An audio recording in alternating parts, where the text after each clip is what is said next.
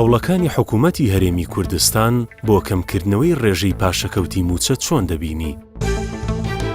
بێگومان حکوومەتی هەرێم هەوڵی داوە کە موچە چاک بکاتن و ئەوانە، بەڵام حکوومەتی بەغدا کە موچە نانێریتن ئەویان سوشی حکوومەتی هەرێم نیە، چونکە بەغدا لە پێش ڕێفراندۆمیش هەوڵی داوە کە کێشە بە کوردستان دروست بکاتن، بۆیە ڕێفراندۆمی کردە بە هەنجەتەک و بەهانەک کە بێت و موچە نەنێری بۆ کوردستان.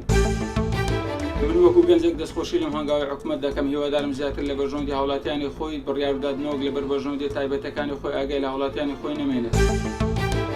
سەرەتا دەستخۆشی لەو هەنگاوی حکوومەت دەکەم، هیوادارم بەردەوام بن، دڵێ و خەڵکە خۆشکەن و جوولە بە بازاری هەرێمی کوردستانە بکرێت و پاشکەوتەیە کە دەشکرێتن هیوادارم گرنگتیەک بدرێتە بە خەڵک کە بدرێت و پێ بدرێتەوە.